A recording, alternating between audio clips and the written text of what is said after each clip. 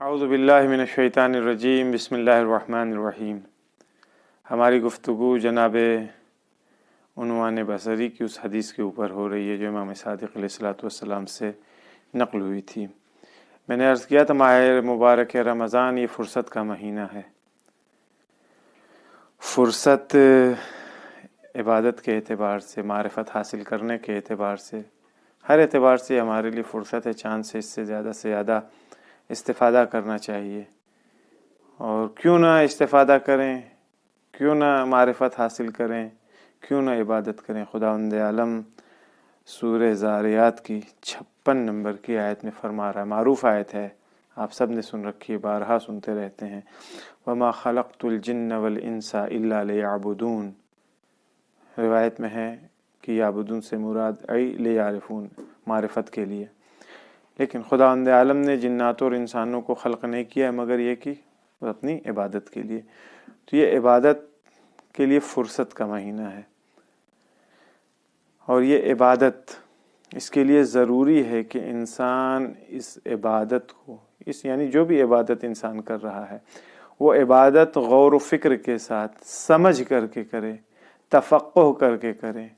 کیونکہ اگر انسان عبادت کرے گا، بغیر سمجھے بوجھے عبادت کرے گا، تو امیر المومنین علی بن ابی طالب علیہ الصلوۃ والسلام نے جو مثال اس کی دی ہے، اور اس روایت کو علامہ مجلسی نے بحر الانوار میں نقل فرمایا ہے کہ امیر المومنین فرماتے ہیں کہ المتعبد علی غیر فقہ، عبادت کرنے والا اگر بغیر سمجھے ہوئے، بغیر تفقہ کیے ہوئے عبادت کرے تو اس کی مثال کیسی ہے؟ کحمار الطاحونۃ یدور ولا یبرح، یعنی ایک ایسے گدھے کی مثال ہے جو چکی کے چاروں طرف گھوم رہا ہے۔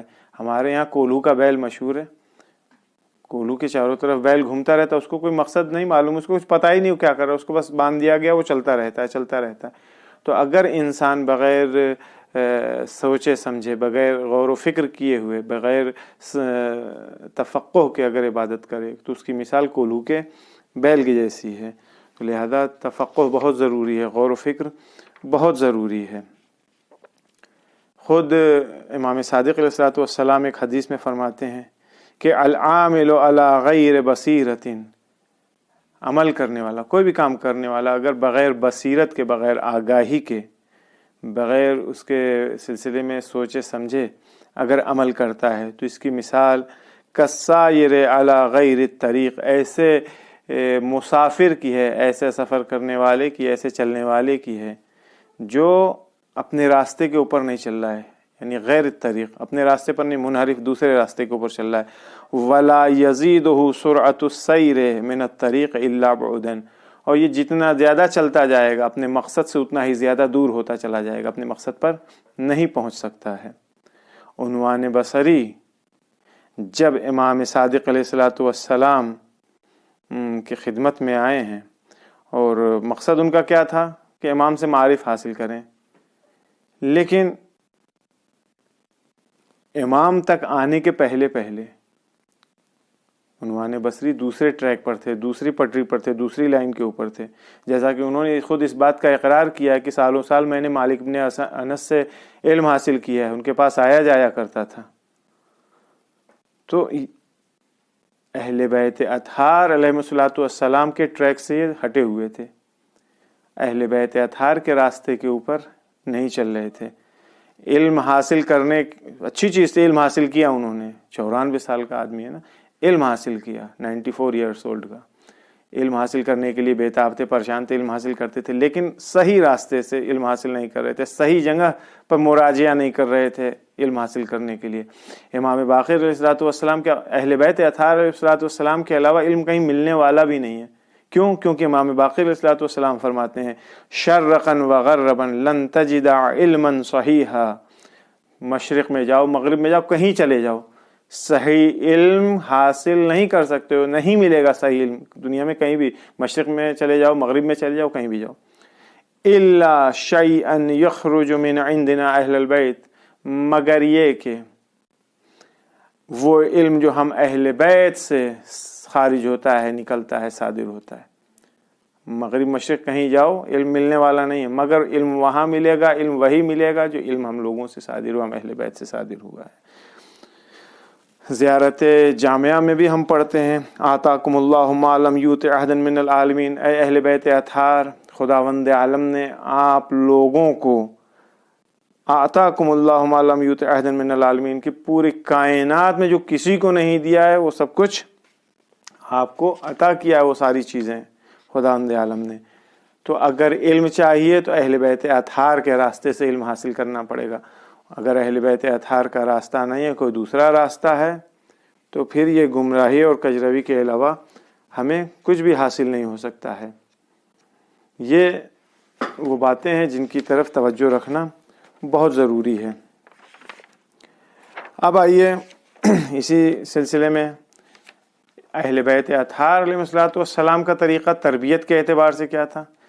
تربیت کرتے تھے، جب کسی کو علم دیتے تھے، کچھ بتاتے تھے، تو اس طرح سے اس سے پیش آتے تھے کہ سامنے والا مجذوب ہو جاتا تھا، سامنے والا علم حاصل کرتا تھا، لیکن وہ اپنے علم کے اوپر غرور نہیں کرتا تھا، مغرور نہیں ہوتا تھا اپنے علم کے اوپر. ہم دو لوگوں کا نام بیان کرتے ہیں، ان کے بارے میں بیان کرتے ہیں. آپ دیکھیے کہ دونوں اسٹارٹنگ میں اہل بیت اطہار سے متمسک اور منسلک نہیں تھے، لیکن سرکار امام صادق علیہ الصلوۃ والسلام کی تعلیمات کا اثر کیا ہوا. ایک نام معروف ہے، آپ سب لوگوں نے سن رکھا ہے، ہشام ابن حکم. ہشام ابن حکم یہ ایک جوان تھا، اصحاب امام صادق علیہ الصلوۃ والسلام میں سے. پہلے امام کی یعنی اہل بیت اطہار کی ٹریک کے اوپر نہیں تھا، پیروان ائمہ اطہار میں سے نہیں تھا. خوبصورت تھا، بہت عقل مند تھا، ہوشیار تھا یہ شخص، لیکن توحید کے سلسلے میں جو اس کا نظریہ تھا وہ نظریہ صحیح نہیں تھا. اتنا ہی غلط نظریہ تھا کہ اہل بیت اطہار امام علیہ الصلوۃ والسلام اس کے نظریے کو رد کیا کرتے تھے. ایک دن ہشام ابن حکم امام صادق علیہ الصلوۃ والسلام کی خدمت میں حاضر ہوتا ہے. آنے کے بعد سے امام سے اسماء الہی کے سلسلے میں سوال پوچھتا ہے. امام علیہ الصلوۃ والسلام نے توحید کے سلسلے میں ایک ایسا علم کا چشمہ اس کے سامنے جاری کر دیا اور کہہ دیا کہ اب سیراب کرو، اس سے اپنے آپ کو سیراب کر لو اس چشمے سے. جب تعلیمات منتقل کر چکے، اس کو بتا چکے، سمجھا چکے توحید کے سلسلے میں ساری باتیں، تو امام نے اس سے پوچھا جو کچھ میں نے بیان کیا وہ تمہارے سمجھ میں آئی؟ اس نے کہا جی مولا سمجھ میں آ گئی. امام نے کہا تو کیا تم مشرکین، کافروں اور جو دشمنان دین، دشمنان خدا ہیں، ان کا مقابلہ کر سکتے ہو، ان کو جواب دے سکتے ہو؟ کہا جی مولا میں ایسا کر سکتا ہوں. اور ایسا کیا بھی ہے. ہشام ابن حکم نے بہت سارے کافروں، مشرکوں اور عیسائیوں کے ساتھ بحث کیا، مناظرہ کیا. صرف یہ نہیں کہ بحث اور مناظرہ کر کے والسلام ختم کر دیا، نہیں، ان کو دعوت اسلام دیا. اور وہ حضرات جنہوں نے مباحثہ اور بحث کیا، ان کے ساتھ مناظرہ کیا، وہ لوگ اسلام بھی لے کر کے آئے. یہ ہے امام علیہ الصلوۃ والسلام کا اثر ہشام ابن حکم کے اوپر. اور امام علیہ الصلوۃ والسلام نے بھی ہشام کی بے انتہا روایات موجود ہیں، بہت تعریف کیا، بہت تمجید کیا ہے. شیخ صدوق کی ایک کتاب ہے توحید صدوق کے نام سے معروف ہے، اس میں واقعہ مفصل طور پہ موجود ہے، مراجعہ کیا جا سکتا ہے. دوسرا شخص ابن ابی الاوجا. ابن ابی الاوجا یہ حسن بصری کے شاگردوں میں سے تھا، اور کچھ سال بعد یہ مرتد ہو گیا، یعنی اسلام سے پلٹ گیا تھا، کافر ہو گیا تھا. اس کا کام یہ تھا کہ حج کے زمانے میں یہ مکے جاتا تھا اور حاجیوں کا مذاق اڑایا کرتا تھا. یہ اس کا کام تھا ابن ابی الاوجا کا. ایک بار اتفاق سے امام صادق علیہ الصلوۃ والسلام سے روبرو ہو گیا. جب روبرو ہوا تو امام علیہ الصلوۃ والسلام سے اس کا وہاں پہ مناظرہ ہوا ہے. اس مناظرے کے نتیجے میں یہی ابن ابی الاوجا جو حاجیوں کا مذاق اڑاتا تھا، توہین کرتا تھا، تمسخر کرتا تھا ان کا، امام علیہ الصلوۃ والسلام کی شخصیت میں ایسا مجذوب ہو گیا کہ امام کا قصیدہ پڑھنے لگا، امام کی تعریف اور تمجید کرنے لگا. وہ یہ کہتا تھا حضرت کے سلسلے میں کہ یہ کوئی معمولی انسان نہیں ہے، بلکہ یہ ایک روحانی شخصیت ہے جو کبھی لوگوں کے جسم کے اندر جو دل ہوتا ہے اس دل کے اندر ظاہر ہوتی ہے. یہ شخصیت کبھی لوگوں کے اندر روح کی شکل میں یہ داخل ہو جاتی ہے، اس طرح کی باتیں کرتا تھا۔ لیکن یہ ساری باتیں ہونے کے باوجود بھی اس نے اپنا باطل عقیدہ نہیں چھوڑا۔ ہشام ابن حکم اپنے باطل عقیدے کو چھوڑ کر کے حق کے راستے پر آ گئے۔ ابن ابی الاوجاع نے اپنا باطل عقیدہ نہیں چھوڑا۔ کئی مناظرے امام سے اس کے ہوئے، ایک آخری مناظرہ امام صادق علیہ الصلوۃ والسلام کے ساتھ اس کا ہوا۔ اس مناظرے کے درمیان میں ہی اس کو یعنی ابن ابی الاوجاع کو یہ احساس ہوا کہ اس کے دل کے اندر، یہ قلب کے اندر سوزش ہو رہی ہے، جلن ہو رہی ہے۔ مناظرہ چھوڑ کر کے وہ اٹھتا ہے، اپنے بھکتوں کے بیچ میں، اپنے پہلوان کے بیچ میں، اپنے شاگردوں اور چاہنے والوں کے درمیان میں آتا ہے۔ وہیں پہ آج کی زبان میں اگر کہا جائے تو ہارٹ فیل ہو جاتا ہے، وہیں یہ گرتا ہے، واصل جہنم ہوتا ہے، گمراہی اور ضلالت کی موت اس کو ملتی ہے۔ یہ دو شخصیت ہو گئی۔ عنوان بصری بھی پہلے غلط ٹریک پر تھے، یعنی 94 سال انہوں نے اپنی دوسرے ٹریک کے اوپر زندگی گزاری ہے۔ مختلف علم انہوں نے حاصل کیا، مختلف علماء سے علم حاصل کیا ہے، لیکن وہ چیز جو امام صادق علیہ الصلوۃ والسلام کے پاس تھی، وہ اس چیز نے عنوان بصری کو مجبور کیا کہ وہ غور و فکر کریں۔ لہذا خود کہتا ہے، جب امام نے ایکسیپٹ نہیں کیا، کہہ دیا کہ میرے پاس وقت نہیں ہے، ہمارے پاس ٹائم نہیں ہے، جب آخر میں کہہ دیا تھا، تو عنوان بصری نے اپنے آپ سے، خود سے، اپنے دل میں اس بات کو کہا کہ اگر میرے اندر کوئی خیر اور نیکی ہوتی تو یہ مجھے رد نہیں کرتے۔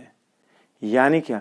یعنی اس چیز کا احساس ہوا ہے کہ غلطی میری ہے، میں نے کہیں مجھ سے کچھ نہ کچھ غلطی ہوئی ہے، وگرنہ اگر میرے اندر کوئی خوبی، کوئی اچھائی ہوتی تو حتماً امام اپنے علم سے مجھے ضرور سیراب کرتے۔ دیکھیے، ہوتا ہم مصیبت اور مشکلات اور گرفتاریاں ہم خود خریدتے ہیں، توجہ ہماری نہیں ہوتی اس کے اوپر۔ ایک چھوٹا سا واقعہ سنتے چلیے، دم دست شیخ ہادی تہرانی، یہ حاج مقدس کے نام سے معروف تھے، بہت بڑے خطیب ہوا کرتے تھے اپنے زمانے کے، اور بے انتہا بزی شیڈیول ہوتا تھا، ہر روز بلا ناغہ، ہر روز دن میں کئی عدد تقریریں، مختلف جلسات یعنی نشستیں ہوتی تھیں، اس میں شرکت کرنا، بیان کرنا، ممبر کے اوپر جا کر کے تقریر کرنا، خطابت کرنا، مصائب پڑھنا، مجلسیں پڑھنا، یہ شیڈول ان کا بہت زیادہ بیزی ہوا کرتا تھا۔ ایسا تھا کہ کبھی کبھی ان کے پاس واقعاً وقت کی ایسے قلت ہوتی تھی کہ یہ پریشان ہو جاتے تھے، وقت نہیں ملتا تھا۔ ہر روز کا یہ ان کا دستور تھا۔ ان کے ایک ساتھی ہوا کرتے تھے مرحوم آغا شیخ مرتضیٰ، یہ بھی عالم دین تھے۔ شیخ مرتضیٰ اپنے گھر میں یا مختلف جگہوں کے اوپر اخلاق کا درس دیا کرتے تھے، میٹنگز ہوتی تھی، جلسے ہوتے تھے، لوگ بیٹھتے تھے، اخلاقی حدیثیں بیان کرتے تھے، اس کے اوپر گفتگو ہوتی تھی۔ اور خود حاج مقدس یہ خطیب صاحب ہادی تہرانی، یہ ان جلسات میں شرکت کیا کرتے تھے۔ ایک دن ایک جلسے میں حاج مقدس خطیب صاحب جناب مرحوم آغا شیخ مرتضیٰ زاہد ان کے جلسے میں پہنچے۔ انہوں نے کتاب کھولی اور اخلاقی حدیث کوئی روایت بیان کرنا شروع کیا۔ ابھی وہ بیان ہی کر رہے تھے کہ حاج مقدس اپنی جگہ سے اٹھے تو نگاہ پڑ گئی ان کی کہ یہ جانے والے ہیں۔ حاج مقدس خدا حافظ کرنا چاہتے تھے تو انہوں نے پوچھا، کہاں چلے بھائی، کہاں جا رہے ہیں آپ؟ کہا میرے پاس ٹائم نہیں ہے، مجھے جانا ہے، بہت ضروری ہے، یہ انہوں نے کہا۔ تو آغا زاہد نے کہا تھوڑی دیر تشریف رکھیے، 2-3 منٹ 4 منٹ بیٹھ جائیے، پھر چلے جائے۔ کہا نہیں میں نے آپ سے کہہ دیا ہے کہ میرے پاس وقت نہیں ہے، مجھے کام ہے، جانا ہے، کام ہے میرے پاس، جانا ہے، مجھے ضروری ہے۔ تو جناب حاج شیخ زاہد نے ان کے جواب میں ایک سختی نہیں کچھ کیا، بلکہ ایک لبخند، مسکراہٹ اپنے ان کے لبوں کے اوپر آئی، اور انہوں نے مذاق میں کہا، اس بات کو غور کیجئے گا، انہوں نے کہا بیٹھ جاتے تو بہتر تھا۔ کہا نہیں میں نے کہہ دیا کہ میرے پاس وقت نہیں، مجھے جانا ہے، کام ہے۔ کہا میں بار بار، یعنی انہوں نے اس چیز کو دھیرے سے مذاق میں آہستہ سے کہا، بار بار میں کہہ رہا ہوں بیٹھ جاؤ بعد میں چلے جانا، لیکن نہیں، کام ہے، اللہ کرے کہ تم بیکار ہو جاؤ، یہ انہوں نے کہا کہ بیکار ہو جاؤ۔ خیر یہ وہاں سے نکلے، حاج مقدس ہادی تہرانی آئے، اپنا جو ان کا اس دن کا شیڈیول تھا اس کے اوپر انہوں نے عمل کیا۔ اگلے دن سے تقدیر دیکھیے، جتنے بھی ان کے پروگرام تھے، جتنے بھی جگہ جسے کہہ لیجیے وعدہ لے رکھا تھا، جہاں جہاں مجلس پڑھنی تھی، تقریریں کرنی تھیں، جن میٹنگز کو اٹینڈ کرنا تھا، جو بھی ان کا شیڈیول تھا روز کا، بے انتہا بزی شیڈیول تھا، سارے کے سارے کینسل ہونے لگے. کہیں اب کوئی ان کو بلا نہیں رہا ہے. اب یہ آدمی جس کے پاس بالکل بھی وقت نہیں ہوتا تھا، وہ ایک دم خالی، وقت ہی وقت ہے، اس کے پاس کوئی پوچھنے والا ہی نہیں، نہ کہیں کوئی پروگرام ہے. جو پروگرام تھے سب کینسل ہو گئے، پتہ نہیں، اب مختلف اسباب اور علل کی بنیاد کے اوپر سارے کینسل ہو گئے. اب جب بیکاری ہوئی ہے تب ان کا دماغ ٹھنکا کہ ارے یہ کیا ہو گیا، اچانک سے یہ کیا ہو گیا، کہاں میرے پاس وقت نہیں ہوا کرتا تھا، اب ہمارے پاس کوئی کام ہی نہیں ہے، میں واقعی بیکار ہوں، غلطی کہاں ہے. سوچتے رہے، اچانک سے ان کو یہ جملہ یاد آیا کہ شیخ زاہد نے اس دن کہا تھا کہ تم بیکار ہو جاؤ. ہم کہہ رہے ہیں بیٹھنے کے لیے، تھوڑی دیر بیٹھ جاؤ، لیکن نہیں، یا ایک دم بیکار ہی ہو جاؤ تم. یہ جو جملہ یاد آیا ہے، اس دن سے اور اس دن کے بیچ میں 2 مہینے کا وقفہ گزر گیا. یعنی 2 مہینہ ایک دم حاج مقدس ایک دم بیکار تھے. جیسے یہ جملہ یاد آیا، آتے ہیں ان کے دروازے کے اوپر، دق الباب کیا، اور آنے کے بعد سے ان سے معذرت کیا کہ مجھ سے غلطی ہو گئی تھی، مجھے معاف کیجیے. تو ہم اگر اپنی غلطی کا احساس کر لیں، ہم کو اگر یاد آ جائے کہ ہماری غلطی کیا ہے، تو یہ ہمارے لیے بہت بڑی نعمت ہے اور ہمارے لیے راہ گشا ہے، ہمارے لیے راستہ کھلتا ہے آگے کا. لیکن اگر ہم کو اپنی غلطی کا احساس ہی نہیں ہوگا، ہم کچھ بھی کر ڈالیں، اس کا ہم کو کوئی فائدہ حاصل ہونے والا نہیں ہے. جناب عنوان بصری، انہیں بھی اپنی غلطی کا احساس ہوا. تو انہوں نے کیا کیا؟ جب انسان کو غلطی کا احساس ہوتا ہے تو بالآخر وہ اس کا جبران کرنے کی کوشش کرتا ہے. عنوان بصری بھی مشتاق تھے امام صادق علیہ الصلوۃ والسلام کے محضر میں حاضر ہوں، ان سے علم حاصل کریں. لیکن جب نا امید ہو گئے وہاں سے، امام نے ان کو ریجیکٹ کر دیا، منفی جواب دیا، تو انہوں نے 2 راستے کا انتخاب کیا. 2 چیز تھی جس کے اوپر عمل کیا. غور سے اس کو سنیے گا. 2 چیز تھی.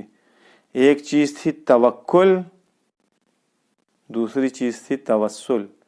توکل یعنی خدا کے اوپر بھروسہ کیا انہوں نے، اور توسل کیا رسول اللہ صلی اللہ علیہ وآلہ وسلم سے.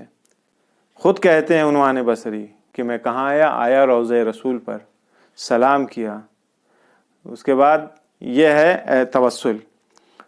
2 رکعت نماز پڑھی، نماز پڑھنے کے بعد خدا کی بارگاہ میں دعا کیا کہ حضرت جعفر صادق کے دل کو میرے لیے نرم کر دے، وہ مجھے اپنے معارف میں سے، اپنے علوم میں سے مجھے کچھ دے دیں.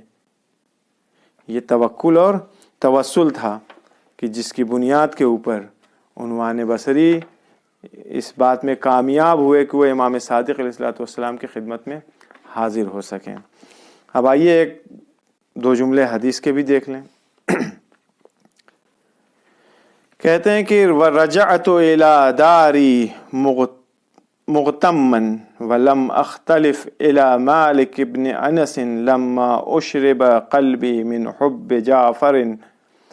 میں غم و غصے کی حالت میں، بہت غمگین حالت میں اپنے گھر واپس آ گیا. یعنی حرم رسالت مآب میں، مسجد نبوی میں گیا، زیارت کیا، دعا کیا، وہاں سے نماز پڑھی اور واپس آ گیا.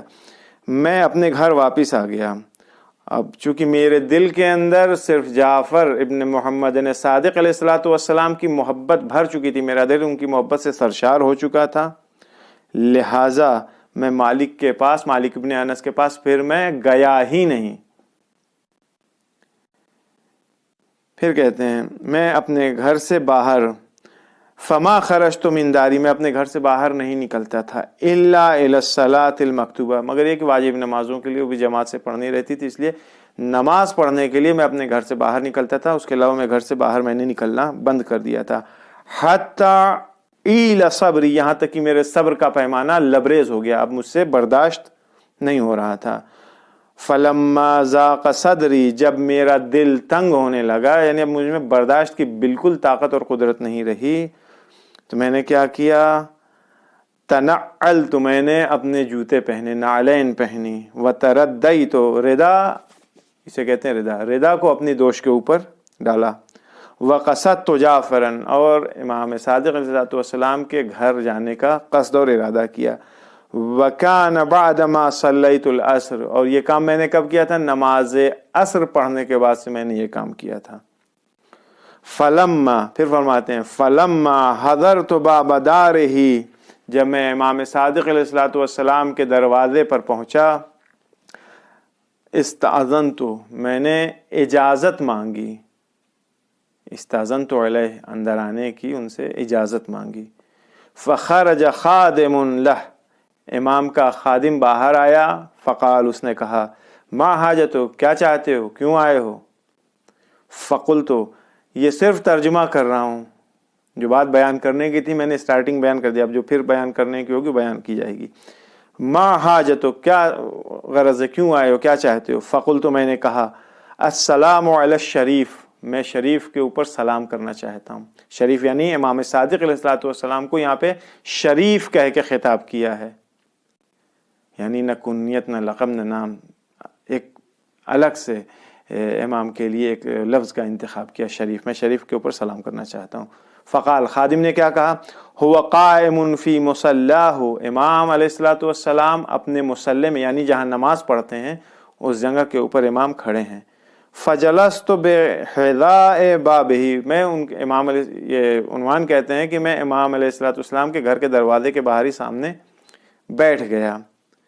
فما لبثت الا یسیرا، ابھی زیادہ وقت نہیں گزرا تھا، تھوڑا ہی وقت ہوا تھا مجھے وہاں بیٹھے ہوئے. اس خرج خادم، امام علیہ السلام کا خارج گھر سے باہر نکلتا ہے.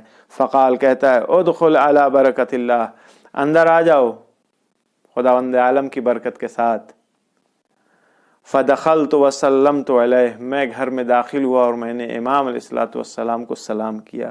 فرد السلام، امام علیہ السلام نے میرے سلام کا جواب دیا. وقال اجلس غفر اللہ لک، بیٹھ جاؤ خدا تمہاری مغفرت فرمائے، خدا تمہاری گناہوں کو معاف فرمائے. ابھی تک امام وقت نہیں دے رہے تھے، اب امام نے بلایا اندر، سلام کا جواب دیا، کہا خدا تمہاری گناہوں کو معاف کرے، خدا کی مغفرت تمہارے شامل حال ہو. پھر فرماتے ہیں فجلستو، میں بیٹھ گیا. فأطرق ملیا ثم رأسہ، امام علیہ السلام تھوڑی دیر کے لیے غور و فکر میں چلے گئے، سر جھکا کر کے کچھ سوچتے رہے. پھر ثم رفع رأسہ، اس کے بعد انہوں نے اپنی آنکھ اٹھائی، اپنے سر کو اٹھایا. وقال ابو من، سر کو اٹھانے کے بعد امام پوچھتے ہیں کہ تمہاری کنیت کیا ہے؟ ابو من یعنی کس کے باپ ہو؟ تو عرب میں دستور ہے کہ کنیت سے آدمی کو پکارا جاتا ہے، کس کے باپ ہو، تمہاری کنیت کیا ہے؟ فقلت ابو عبداللہ، میں نے کہا میری کنیت ابو عبداللہ ہے. قال علیہ السلام ثبت اللہ کنیتک، خدا تمہاری کنیت کو ثابت رکھے. ووفقک یا ابا عبداللہ، اے ابا عبداللہ خدا تم کو کامیاب و کامران رکھے. ما مسئلتک، تمہاری حاجت کیا ہے، کیا سوال ہے، کیوں آئے ہو؟ فقلت فی نفسی، میں نے اپنے دل میں کہا، یہ دیکھیں کتنی اچھی بات ہے، میں نے اپنے دل میں کہا لو لم یکن لی من زیارتہ والتسلیم غیر ھذا الدعاء لکان کثیرا، اگر اس زیارت اور اس سلام کرنے کے بعد جو مجھے امام نے دعا دیا ہے، اگر یہی ہے، صرف یہی اگر میرے لیے ہے تو یہ بہت ہے میرے لیے، یعنی میرے پاس اب کوئی دوسری حاجت ہے ہی نہیں، امام کی یہ دعا ہمارے شامل حال ہو گئی. یہ مرحلہ ابھی آگے باقی ہے انشاءاللہ نیکسٹ ڈے. کل تو 15 رمضان المبارک ہے، امام حسن مجتبیٰ علیہ السلام کی ولادت کا دن. انشاءاللہ کل مخصوص رہے گا دن حضرت کے سلسلے میں. انشاءاللہ نیکسٹ ڈے اس حدیث کو آگے بڑھایا جائے گا. پروردگار عالم کی بارگاہ میں دعا ہے کہ ہم لوگوں کو معرفت، بندگی، عبودیت کی توفیق عطا فرما، اور خاص طور سے مہینہ غفران مغفرت کا مہینہ ہے. پروردگار عالم کے غفران، اس کی مغفرت ہم تمام لوگوں کے شامل حال ہو. والسلام علیکم ورحمۃ اللہ وبرکاتہ.